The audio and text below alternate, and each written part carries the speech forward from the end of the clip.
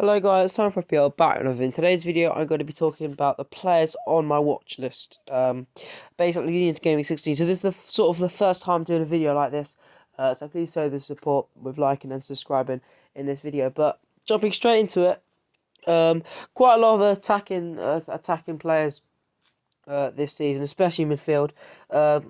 So there's definitely a few of them, and also a few strikers that are sort of a bit cheaper than usual. But jumping straight into it, going with sort of mid 7 mil striker that is definitely on my watch list, not Watkins, but it is in fact Ollie Offside Watkins. Now 7.5 mil, just went up from 7.4. He's been on pretty good form, especially considering the fixtures that he's had reasonably recently. He had some a bit tougher fixtures, being obviously Man City, which he did manage to get the goal against, and teams sort of like that.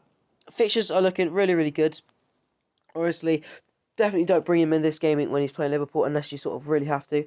But quite a lot of you would be having Antonio and looking for a straight replacement. Obviously, Antonio's got Burnley this week, so if it was my call to make, I'd definitely keep Antonio for this week and then sell him out. But yeah, Watkins, definitely one that you'd be looking out for. Only 5.2% of people selected him, so definitely a bit of a differential.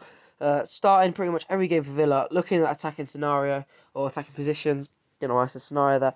But yeah, Villa under Gerrard look a really good team, really solid team. Personally, it may be a bit controversial, but I reckon they're gonna come sort of at least top 10 this season, maybe even top 8 under Gerrard. So yeah, Ollie Watkins is the first one. Now the second one is, oh god, what have I done there? So the second one is King for Watford. Now, obviously, you could also have Dennis as well.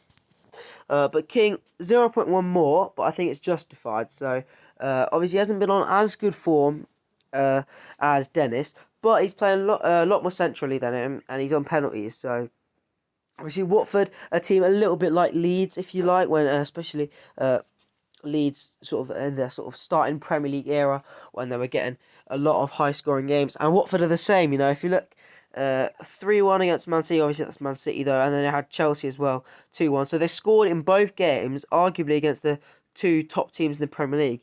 Then they had a 4-2 against Leicester, and a 4-1 against Man United.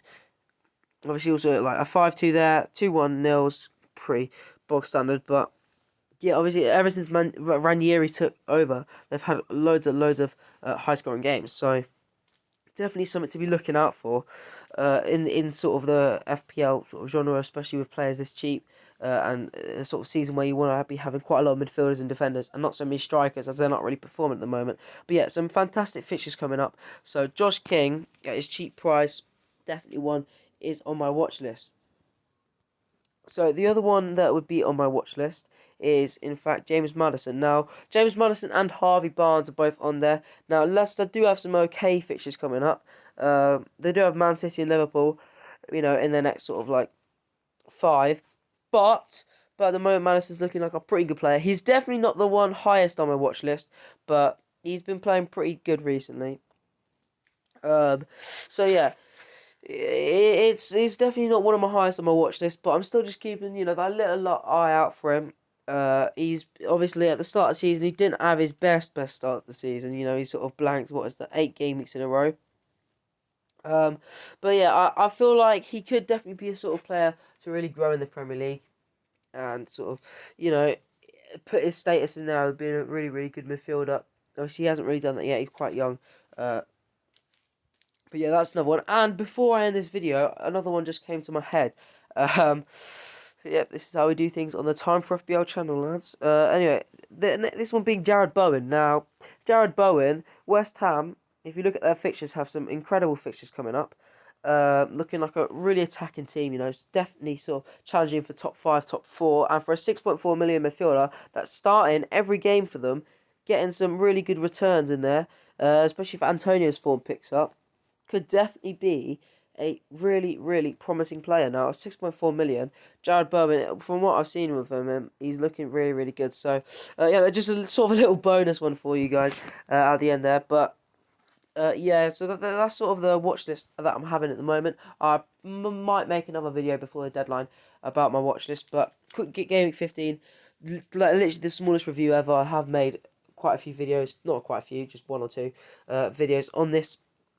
So please go check them out. But I managed to get 53 points, half decent game week. So yeah, please go check out the video where I do talk about that. But anyway, guys, thank you for watching this video. Hope you found it very, very useful. And please like and subscribe.